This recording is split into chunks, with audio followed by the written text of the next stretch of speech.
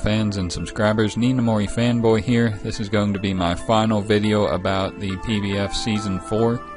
In the past, I've done this with each season of the PBF. I make a final video, like a closing thoughts or closing thoughts. I think eventually I start calling it conclusion. And then, this is this season, so yeah, I'll probably call it a closing thoughts or conclusion, looking at the title. But I'm liking this thumbnail. I'm probably going to make this the thumbnail for the video. I like it because it showcases the whole team. Then again, this was back in Season 2 when we had 12 mons instead of 11, but that's neither here nor there. Still probably going to make that the thumbnail because I like the way it shows off the team. And I guess that's kind of a lot of what I want to talk about today, my team, because there's no real criteria for what I do when I make these ending videos. I just kind of talk about whatever I feel like talking about to sum up the season and my thoughts on the season. So today I'm probably just going to talk a lot about my my team. I guess I could also go over some of the games that I lost. I believe that's what I did in Season 3. I looked at each game specifically and went over my mistakes and tried to see, what I could take away from all those losses. I think Season 1, basically, I just, because it was the first season, so I just kind of talked about nothing for 5 minutes. Season 2, I don't remember. Like I said, Season 3, I talked a lot about my losses. And this is Season 4, so yeah, I'll probably just talk a bit about some of the losses from the games I've had, maybe try to put my thoughts together and try to make this like a learning experience for what, as a way to improve in future seasons.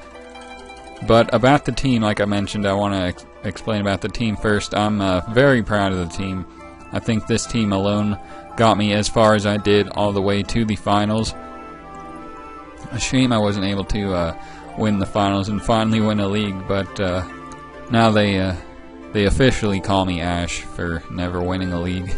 But I digress. Like I said, about the team, I'm very proud of it.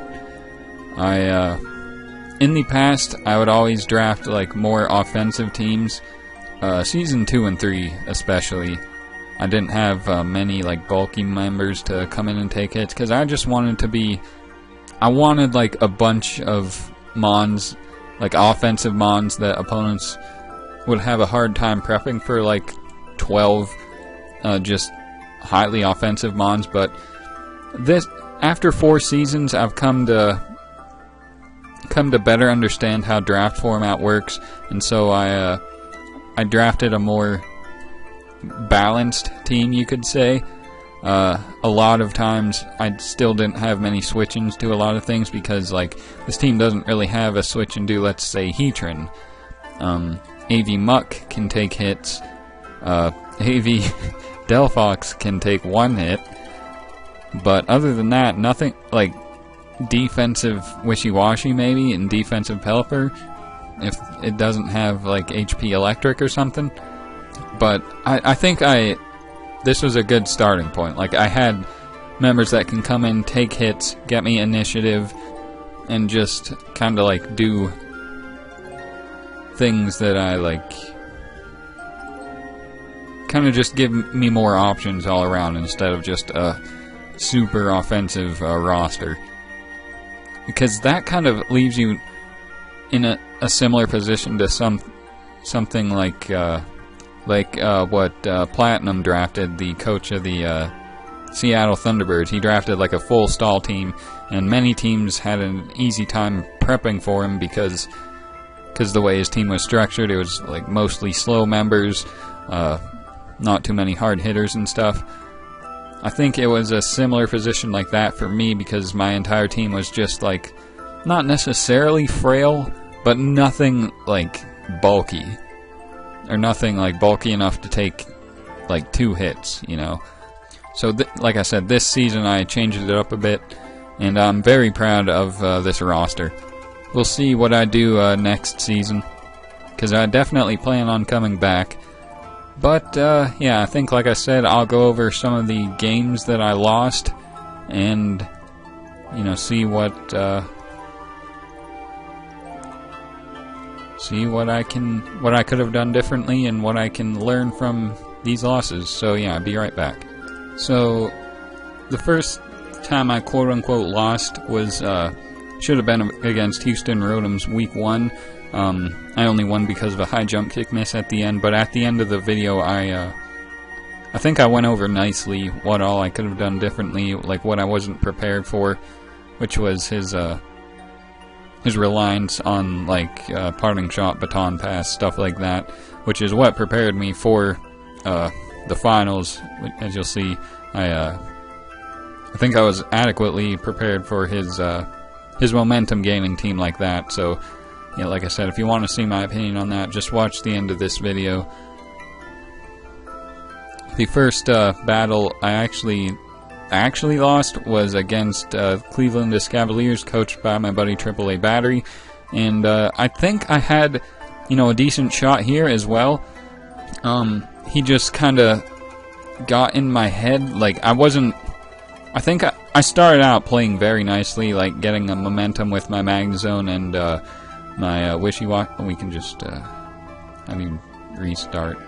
So as you can see, I get the lead matchup right with my Wishy-Washy versus Landorus.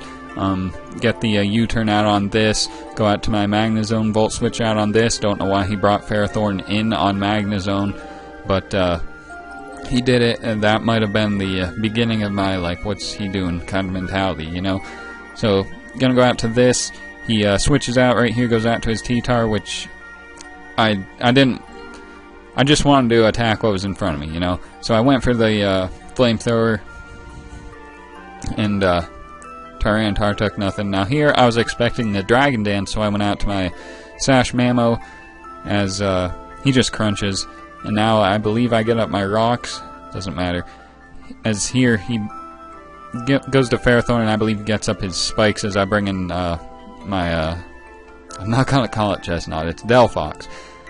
Now here I predict the Tyranitar to come in because he brought it in last time, and I just go for the Grass Knot, and this is the beginning of the end, I believe, because he stays in for whatever reason to get off a Leech Seed.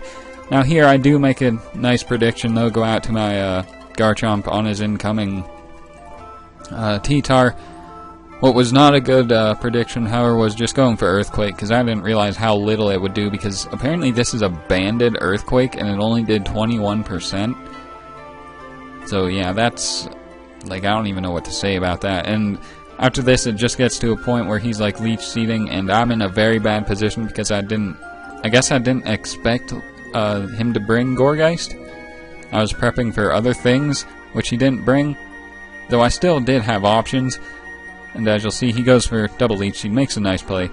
And eventually, though, I just get fed up with it, and I guess not yet. I go for Knock Off, get rid of its helmet, as he tries to keep seeding.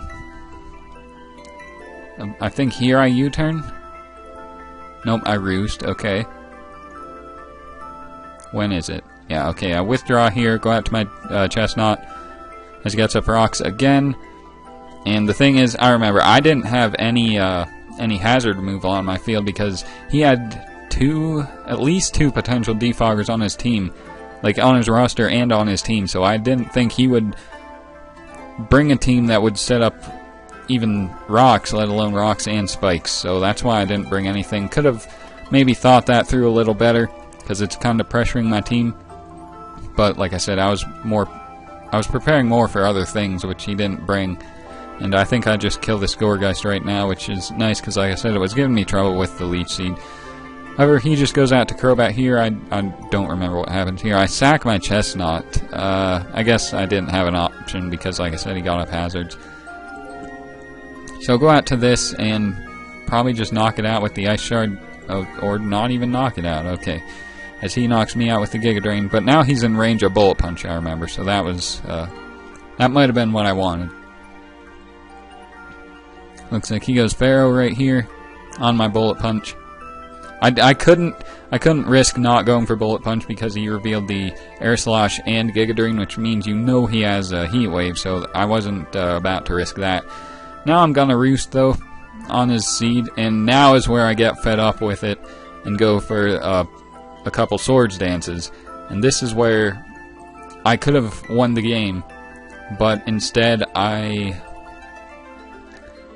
you'll see. I go for 2 SDs, and he's in with his T-Tart, and the switch back to Ferrothorn is way too, like, he can do it and damage me with the Rocky Helmet and the seeds, which I was expecting him to do, because why else would he sack his T-Tar? Like, I knew he had the potential to stay in, but like, it didn't click in my head like there was even a possibility of him staying in. So as you'll see, I just roost right here on his expected switch back out to the Ferrothorn. Get up a nice... I don't understand why I didn't roost there. I think going for another SD was kind of a misplay. Like, I still... Even though he stayed in, I still stand by the fact that I expected him to switch out to the Ferrothorn. And then here again, like, there was no point. I couldn't have imagined him staying in again and just sacking his T-Tar for no reason. But as you'll see, he does just that, knocks me out, and from there the game just kind of goes downhill because I don't have like anything to deal with the rest of his team. And looks like a lot of text just popped up on screen. Yeah, I think this Landorus just sweeps me now, because there's nothing I can really do. I think it's Rock Polish even. He goes for SD, and yeah, he Rock Polishes up on my Flash Cannon and almost dies. Yeah, I don't remember what the deal with that was, but I don't think there was a way I could have played that differently. Like, let's go back. Let's go back to right here. One thing I realized in hindsight was I should have, not this turn. This turn, I probably should have just gone for the Bullet Punch, because I was still healthy enough to survive even if he did that. I just didn't, under any circumstances, see him staying in. This time, alone, and then especially this time, that caught me so off guard. Like, I didn't even foresee the possibility of him staying in a second time. A first time, let alone a second time, you know. But he did, and that kind of cost me the game, so yeah. But in hindsight, like I said, I should have just gone for the Bullet Punch and to potentially knock this thing out. I would have done damage to this as well, which I needed since my Delphox went down. Damage on Pharaoh would have been nice. He would have also been recovering too, but like, what could he do to me otherwise? I have the option to roost, and you know, so I definitely in hindsight should have just gone for the Bullet Punch. Probably would have changed the outcome of this game. But I don't want to say I over-predicted, but I don't know how to word it other than like, I tried to preserve as much health on my Scizor as possible by making an unnecessary prediction. If I was a little weaker on health, then it would have been a necessary prediction, but it wasn't necessary. The first time, anyway. The second time, like I said, there was nothing I could do about that. I would have never imagined he would stay in a second time. So, not much I could have done there. If I was in that situation again, I'm guaranteeing you I would have went for the roost again instead of expecting him to stay in. But that's just you know, how I play, I guess. Learn to deal with it. But yeah, there's first game I lost, so let's just keep going.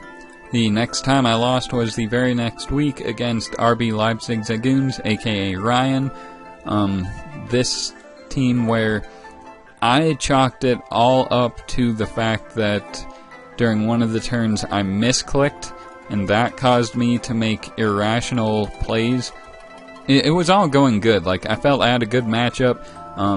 I thought he was at a disadvantage because he misprepped with his Licky Licky. So I thought I was, you know, in a comfortable position this whole game up until there's a certain point where, like, I go out to my Pelipper when I mean to go out to my Chestnut or something. I don't remember when it is. This be it? No. Because there was a point where I came in like on rocks and I would have died. And it's just like really bad. I think right after this, he goes out to Lando, still alive, unfortunately. Did he wish? Yeah, he's gonna get all that HP right back because I didn't attack him. There was something I probably could have done differently in hindsight, but I didn't. Okay, there it's not Pelipper, as he just U-turns out. To Doge. I think here I go out to Pelipper on accident. Yeah, but it's not the time. Where is it? Go out to Garchomp there on his Volt Switch. He outspeeds me. I think I go out to Chestnut here. Nope. Ammo. Where is it? Oh, him having Leech Seed and Sleep Powder threw me all the way off because I was expecting one or the other, most likely Leech Seed, recovery move, a stab move, and then either another stab move, like Giga Drain and Sludge Bomb, for example, or like Giga Drain and Hidden Power Fire. I was not expecting Leech Seed and Sleep Powder. That threw me off a little, but here, as you'll see, I just went into my, I went hard into my, my Pelipper. Right here, and now I die upon rocks. So, I meant to go Chestnut, but I went Pelipper and kind of, I said misclick, and, like, I just start making worse plays from here on out. Like that cost me my Pelipper and affected, you know, the game directly, but it also indirectly caused me to make some plays I don't necessarily agree with. Like right here, I end up waking up in my Scizor, roosting, and then now I actually switch out to my Pelipper and sack it because, like I said, rocks are up, so I can't even get up Rain anymore, so Pelipper was pretty much sackable at that point. But there's a point like near the end, which I'm going to try to get to, where it's like I don't know why I switched out there instead of going for Ice Shard. Oh wait, I'm Choice Lock. I'm Scarf. That's right. So I don't know if that was affected by the misclick or not. Like I probably would have Earthquaked in that position anyway, because I don't think he knew I was Scarfed. Maybe he did. I don't remember. But anyway, what I was getting at is there's a point at the end of this game where like I think I actually have a chance to win, and I choke and do something else and end up in a position where I can't win. Like here I think he misses Sleep Powder or something. Yeah, misses Sleep Powder. Yeah, here he misses Sleep Powder, which I wasn't like anticipating him to go for. Like I think I was actually sacking my, not quote unquote sacking my my this thing. That way my Scizor wouldn't get put to sleep. But this kind of like changes things to the point where I can just attack now. I don't know why I went for Icicle Crash. Maybe I expected him to stay in. Maybe. I don't know why. Earthquake seems like a kind of a no drawback play, but he went out to this, and eventually I think Skyrise pointed out that there was a way I could have won. I knocked this thing out. He takes me down pretty far with whatchamacallit. Here he brings this in, and I just go Chestnut. This doesn't matter, I don't think, just sacking this. Spiky Shield on his non-high jump kick, then he high jump kicks just to flex, basically. Knocks that out. Go out to Scizor. Just BP to knock this thing out, and then I think I actually had a chance somewhere here. I think all I had to do was sack Scizor. Like, keep this low enough to the point where Earthquake would be able to knock it out. Or is that what I do and it doesn't end up working?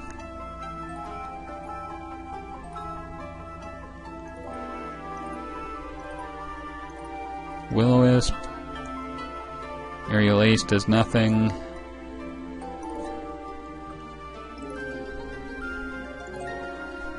Maybe I already missed it. There was some point where I could have just... It might have been that turn with Venusaur. Like, I could have just Earthquaked when I went for Icicle Crash. Yeah, I think... Let me go back a little ways. A little more. Right here, I went for Icicle Crash expecting him to stay in, but I think Earthquaking here would have been my play. I think that's what I think. This has been a while, and I remember there was something at the end of the game where there was a play I made that kind of cost me.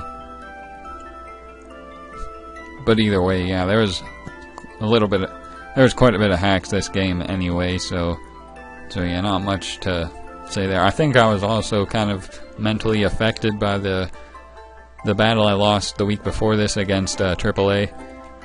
So yeah, just an all-around not very well played battle, I don't think. Next game I lost was Week 10 rematch against Slow Formula. I think there was a point where it was Muck versus Rotom.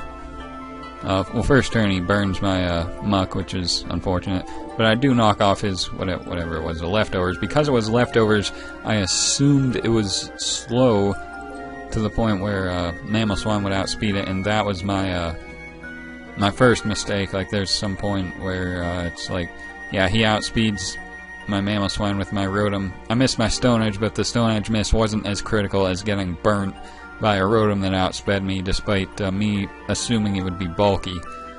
And that's just the beginning. Like, I think it all goes downhill. This Porygon was a problem, but I had ways of dealing with it. Like, I had Toxic on a bunch of members. I think I had Knockoff on multiple members. But I just could never get to a point where it could work. Like, I'm constantly fearing him to attack with his Hitmonlee, but he always prioritizes spinning, which makes sense because he's got multiple members weak to rocks. There I make a play against Jirachi, which I thought was pretty nice. And I do remember that. Do I Toxic? No, I Earthquake. I guess I'm choice locked in, so I can't do that.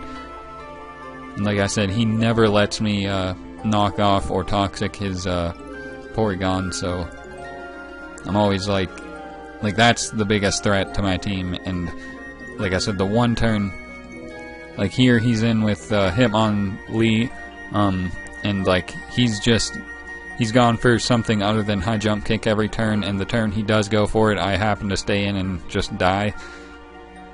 So a lot of stuff like that. And of course he protects when I don't SD. Now I BP on his Rotom. He's just like, I'm just making mispredictions and stuff.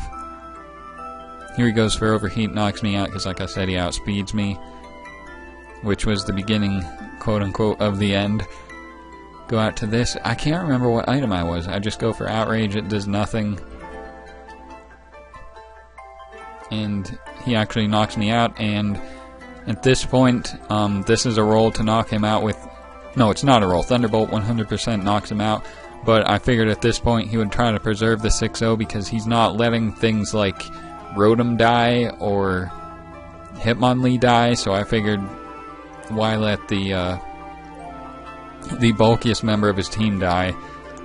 But he does that, he stays in and survives the Volt Switch, and it's been over at this point, but he doesn't care about the 6-0, the turn that the turn that I predict him to preserve the 6-0, and that's been this whole game, basically. Him making plays I don't expect, and then just destroying my team with this Porygon alone. I finally Toxic him, but at this point it's way too late, and now he cares about the 6-0 again. So as you'll see, he brings in this Rotom, just knocks me out, or burns me to delay the inevitable for whatever reason. And then knocks me out here. Goes out to cure him. Huh. And then knocks me out right there. Okay, so that was slow formula. Like I said, just too many mispredictions the entire battle. I don't even know what was up with this battle, or how I could have played differently.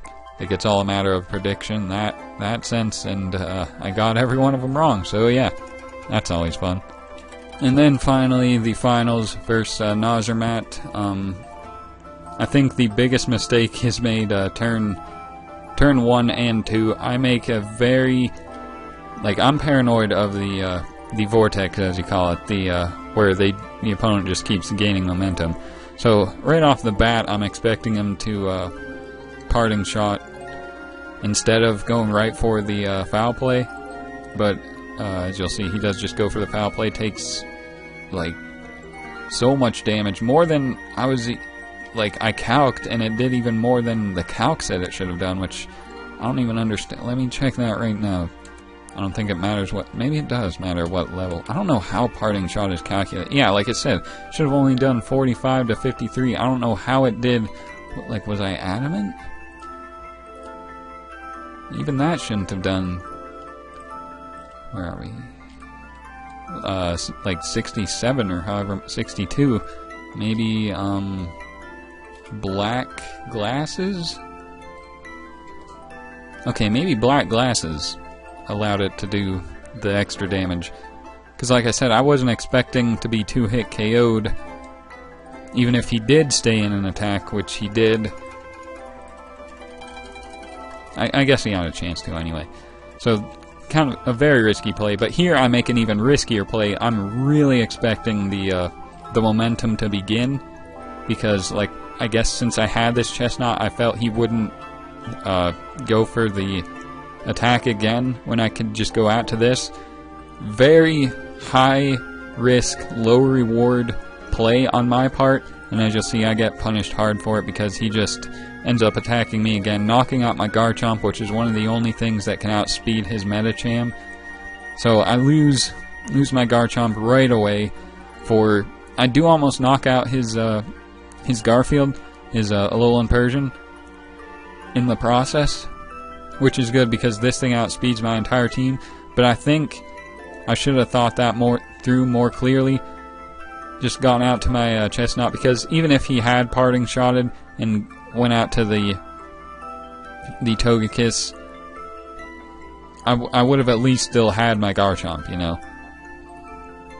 But like I said, that was all in hindsight, and like he actually goes out to his Togekiss right now, and I thought he would defog for sure, but I don't even know if he has defog on his Togekiss, because he never goes for it. He actually goes for a fire attack right here, which I wasn't even expecting him to have. He goes for that, is able to 2-hit KO my Magnezone. The only reason I didn't go out to something like my AV Delphox here was because I thought he would Thunder Wave, but I thought he might Thunder Wave, so I just stayed in. Thought I might outspeed it too, but I guess he speed creeped for enough speed for Magnezone, so I guess maybe another misplay on my part, sacking Mag. It would have been nice for Vaporeon, who's able to take so many hits, as you're going to see later. I missed my Fire Blast, which also affected the game, but it wasn't as big as making that unnecessarily risky play turn 2. So I think from this point I'm at such a deficit that even though I think I play the rest of this game pretty nicely, I don't think I have a chance to come back. I don't think I make any more like risky or bad plays. But like I said, I don't think I can come back from this point. I do get pretty close with the being able to knock him out until the end there. Like I said, maybe if I had Garchomp still, could have played a little differently, but that's, like I said, all in hindsight. And I, like I said, made a very high risk, low reward play with my Garchomp staying in, expecting his momentum, when he just stayed in and attacked. So that's the biggest lesson I learned here. To evaluate your plays, like, before you make them, like, make sure if you're going to make a risky play, it'll at least net you something if you get it right. And if you're going to do that, it should probably be like late game when you have more to gain and more to lose. Like that early in the battle, like, yeah, there was just no reason I can justify making that play now looking at it. So yeah, that's kind of all I have to say for that battle, and I guess that's all I have to say for the season. Like I said, very proud of the team though. I ended up not utilizing rain as much as I guess I was expecting to. I did bring every member, and they did all get KOs February 25th, week 5, so yeah, the entire team gets props for allowing me to get this far. I am a bit disappointed I couldn't go all the way, but like I said, those misplays definitely cost me, so that's nothing against the team, that's just my own faults. And like I said, I'm learning, so hopefully you guys are learning with me. Hopefully you guys are still here. Hopefully you'll stick around till Season 5, and hopefully finally I'll get rid of this Ash curse, and maybe I can win a league. Until then though, thank you for watching not only this video, but the entirety of the PBF Season 4 coverage. I don't know what else to say, so I'll just leave it at that. Have a good day, guys.